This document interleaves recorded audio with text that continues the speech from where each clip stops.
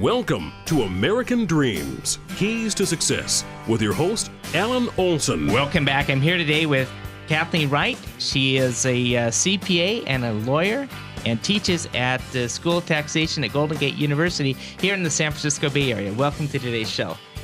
Thank you, Alan. It's great to be here. And yes, I do teach at Golden Gate University, and I'm the director of their state and local tax program, which we've set up with, I think, more classes in the state and local area than any other university in the country. So it's been a very exciting opportunity for me to come back to the Bay Area after having spent a couple of years down in Southern California. So great to be back. Obviously, my area of practice in the field of tax is state and local, where I have been practicing for a long, long time, and currently do a lot of things: client representation, publishing. Most recently, I'm one of the co-authors on the Expert Treatise series on state and local tax, published by Commerce Clearinghouse, which is an exhaustive account of all of the major areas of state and local, from both corporate to flow-through entities to individuals, and has been a wonderful experience for me, and that my two co-authors are just outstanding, Ben Miller and Chris Whitney. So that's been my other big project of recent vintage, so to speak. In addition to this, same as yourself, Alan, practicing, doing tax returns, and representing clients. You know, I should mention, years ago, I had you were my professor. Oh, my goodness. Program, that does go back years and years ago, Alan. Alan and I met first at Cal State University East Bay, where I think I was just starting out in teaching. I had previously been with KPMG and then Citibank in New York, and had recently relocated out here with Citibank from New York City, and was trying to understand California, and started teaching, and found, actually, Alan, there's a little bit more of a story to that. I had started teaching, having left Citibank, thinking I would set up my own practice. And ultimately I did, but I enjoyed teaching so much that here I am 40 some odd years later. Well, still involved with the profession. Yeah. So, you know, when we talk about the practice of tax, you've been focusing on California taxation. That's not an easy topic, is it? No, it isn't, Alan. And the problem with state and local tax is, going back over the years, in the state and local area, the rates were low, and the enforcement was not very aggressive. In other words, the Department of Revenues across the nation at the state level were much less focused on audits and compliance and so forth. And so, bottom line, it was important, but it wasn't all that important because the big dollars were always at the federal level. That's not true anymore. The rates at the state level have gone up significantly, and the enforcement, particularly in states like California and New York, has become very aggressive. And so now state and local is a very prominent part of the overall tax liability of most of your clients.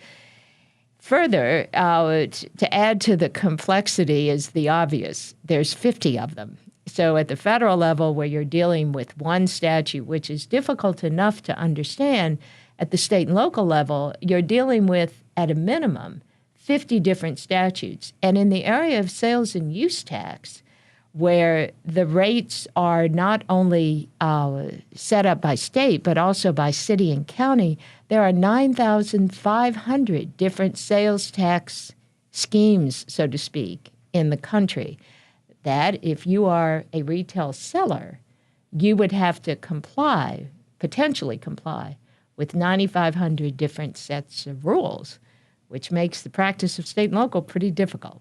Little honors there. Well, what do we have to think about this next year, I guess, with state taxes? They just recently did some changes. They did, and there's a couple of things for me to mention in that area. First off, here in California, last year, by proposition, Alan, we the people voted to temporarily increase the income tax rates, both in the sales tax area as well as in the personal income tax area, making our rates the highest in the nation. And in fact, very high. I mean, 12.3% is the maximum statutory rate, and that could be 13.3 if you have taxable income over $1 million. So that's a lot of money and a significant increase from what it was before, which was basically 9.3%. Kitty, we need to take a quick break, but I want to get back on this topic after the break of living in the highest tax rate of all the states in the union. So we need to take a quick break. We'll be right back after these messages. I'm here with Kathleen Wright. She's a CPA and an attorney and Director of Taxation at the Golden Gate University's School of Taxation. We will be right back after these messages. Protecting your family's health and welfare is a sacred trust. At Greenstein Rogoff Olson Company, we know that sound financial planning will protect them now and in the future. We're certified public accountants with tax services for the highly successful. For your business and your family, call GROCO.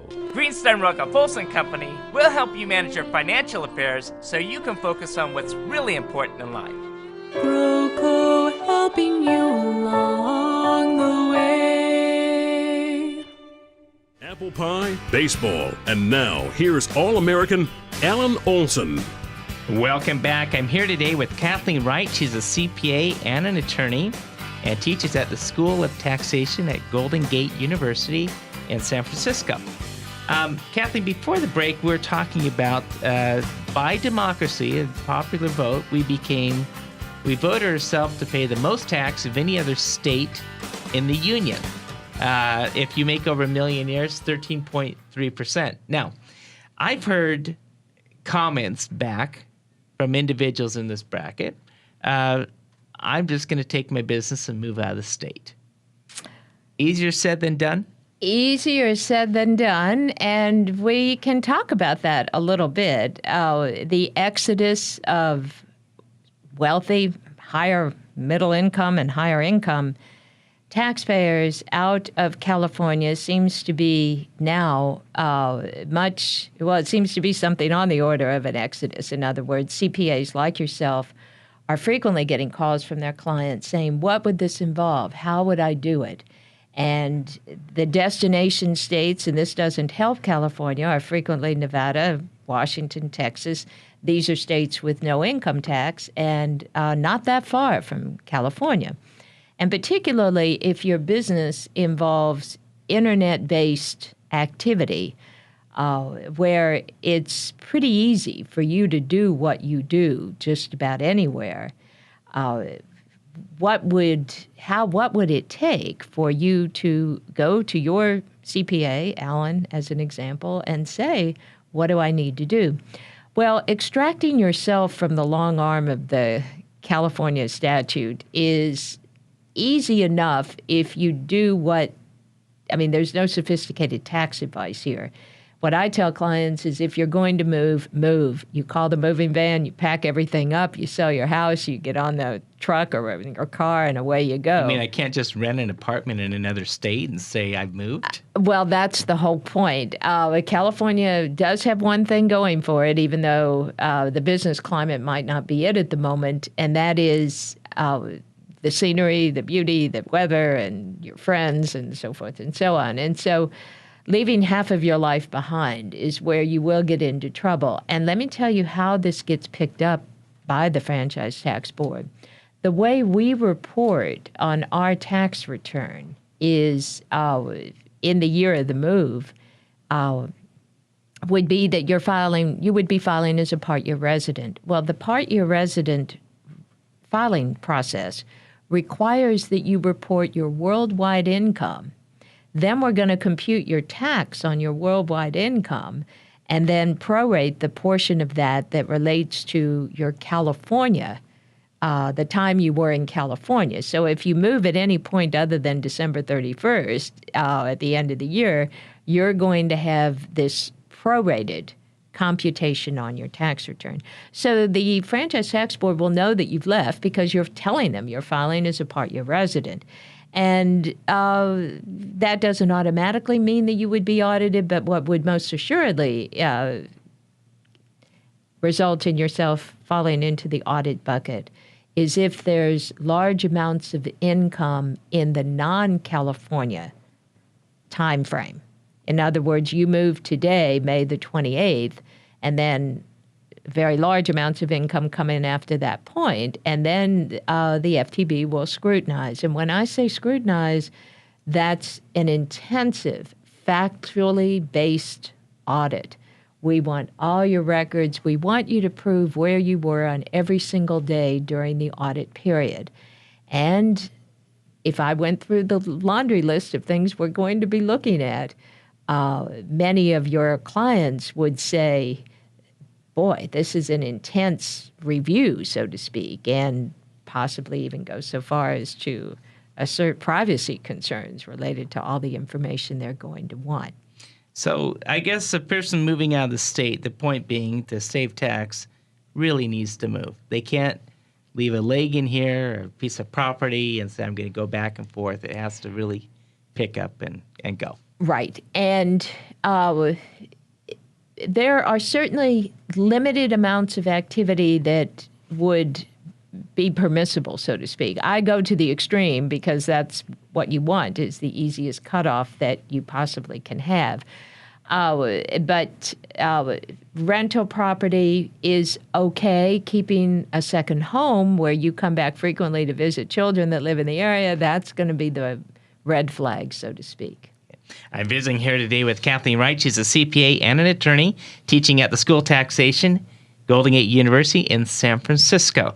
We need to take a quick break. I'd like to come back after these messages and talk about Amazon and the Gillette case and what's going on in the business world today between the multi-state scene. We'll be right back after these messages. He's the world's most trustworthy man. Tax filing deadlines are scheduled around his vacation calendar. The IRS agent who audited his client apologized. I don't always advise people on their taxes, but when I do, I save them every penny legally possible. GROCO CPAs and Advisors. Come to GROCO and stay wealthy, my friend. Apple pie, baseball, and now here's All-American Alan Olson. Welcome back. I'm here today with Kathleen Wright. She's a CPA and an attorney and teaches at the School of Taxation at Golden Gate University. And we've been talking about California tax. In fact, we live in the highest tax state in the union. By democracy, we voted ourselves that privilege. And the last thing we talked about, people moving out of the state really need to move. But I want to turn the page here and talk about current developments. There was recently an area of talking about businesses that are in the state of California, and there's something called the Gillette Decision, and maybe you can kind of cue this up of what the Gillette Decision means to companies doing business in California. Yes, indeed. Gillette was probably the biggest state and local case last year that came down through the courts. In brief, two things have happened in the big developments in the area of state and local over the course of the last 3 or 4 years, and that is a significant expansion of the concept of doing business in a state. So now a lot of your clients might be doing business in California or one of the other 49 through no more than having customers in that particular state. And that would very definitely be true in California. So once you find that you are doing business and it no longer requires property and people in a state, that historically was the way it worked, and that's just not true anymore. So now you find that your clients, in fact, are multi-state and doing business in maybe 4 or 5 different places with the expansion of this concept that an economic presence of just having sales into the state could be enough to create, quote, nexus is this magic word. And they go, well, then what? Well, you have to file a tax return.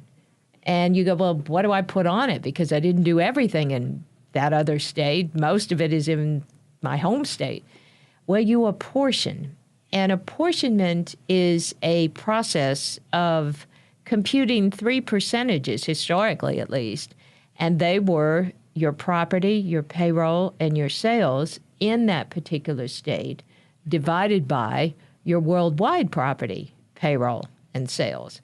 And those 3 percentages were added up, divided by 3, and that was your overall apportionment percentage. I got a question here. So let's say that I go online and I see I find this website back in Florida, and I say I want to get this computer gadget, and so I order the gadget, and the company says, "Fine, you pay for the shipping, and then we'll send it out." Now, does that computer company in Florida have a sale in California if I'm paying shipping?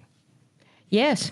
Okay. Yeah, the sales are sourced for sales of tangible property where the buyer is going to use the merchandise. Interesting. Yeah. So it's no longer the cutoff of the transfer of the title to the property. It's just wherever the property Not in gets used. California. In some states, title transfer is the rule, but in California, as a result of litigation involving McDonnell Douglas, we went to a different rule in 99% of the cases where title transfers and where you're going to use the merchandise is probably all one and the same. But nonetheless, that sale would be sourced to California.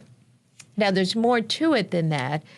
There is an exception by federal law, which I'm not going to get into in the shortened time frame, but it could very well be that that Florida company, if they have more than $500,000 worth of sales to California buyers, could find themselves doing business in California. And then the first thing that would kick in would be, believe it or not, the income tax filing requirement.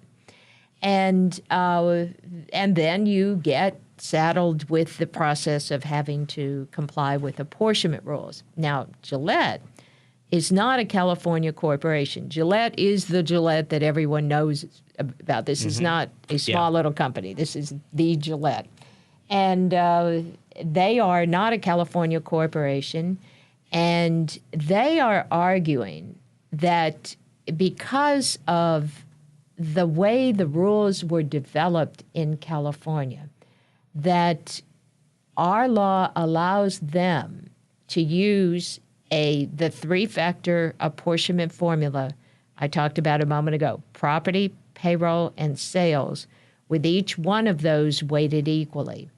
Now, California, by its own statute, says, no, we're changing. We've changed this formula a couple of times, and we changed it last year, again, believe it or not, by proposition. This was Prop 39, that now requires in 2013 that multi-state corporations use only a single sales factor. That's deadly for out-of-state corporations that make money, because all they've got in California is sales. They don't have property, they don't have payroll, so their apportionment percentages went way up. And that's why Gillette is arguing that our law actually continues to allow the use of this 3-factor formula. And, Alan, they're winning. Court of Appeals, decision goes for Gillette. So this could have major ramifications on the whole apportionment formula and computational process. Of course, the FTB is appealed, but we'll wait and see. All right, well, let's stay tuned to this. So the Gillette decision on appeal has gone towards Gillette. And those of you who are doing business across the borders, which, you want to pay attention to this. So, Kathleen, we're out of time, but enjoyed having you today on today's show.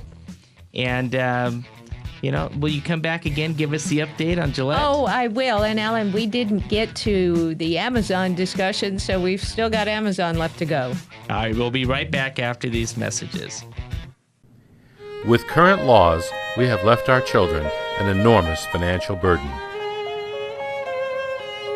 even though they may be too young to understand it. At GrowCo, we care about you and the ones you love, and the quality of your and their lives. Call us today to see how we can help.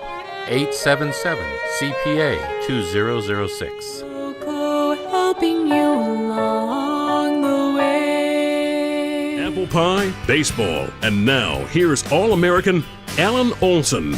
Welcome back. I'm here today with Kathleen Wright. She's a CPA and an attorney teaching at the School Taxation at Golden Gate University.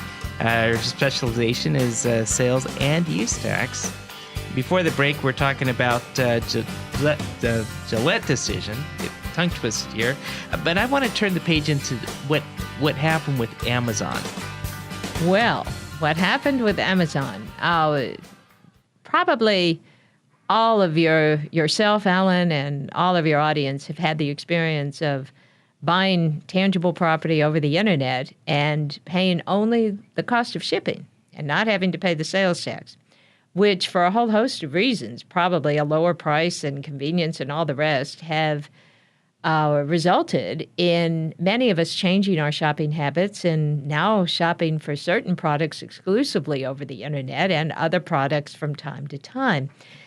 The result of all of this has been a problem for the states, because if the seller does not collect the sales tax, then the buyer, by operation of law, is supposed to pay the use tax.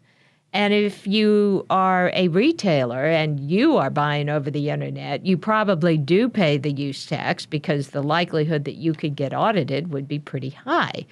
But Alan, have you ever been audited for the sales tax yourself personally? I just got those funny form letters in the mail. Yeah, the funny form letters. That's one way to phrase it. Well, most of us that are individuals where our use tax liability that most of us are not paying, and that's no big surprise, is relatively small, but you add it up for all of the volume of internet purchases and it becomes relatively large. And the states are still desperate for money, not as desperate as they were, but desperate nonetheless. So attacking this problem has meant that the states have come to the realization that the only way to collect the sales tax is if the retailer collects it before they send out of the purchase price and then remits. However, sellers are not required to do that, to comply with the state's law, if they're not doing business in that particular state. And bear in mind, for the sales tax, the doing business requirements are somewhat different than they are under the income tax. So under the sales tax, we are, as a state, looking for a link to the state.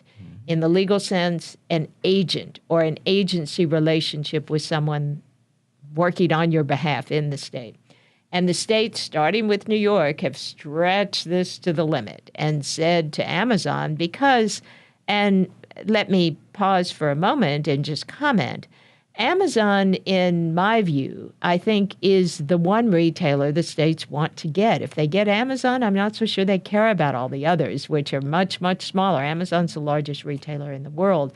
And so the bottom line is, through a number of arguments that these affiliates that post a link to Amazon's website are working on behalf of Amazon in the state, and that's going to be enough to create nexus and require Amazon to start collecting the sales tax, has been an argument that the courts have gone along with. And in New York, who pioneered this idea, the litigation has gone in favor of the state, saying that these affiliate relationships are not just advertising.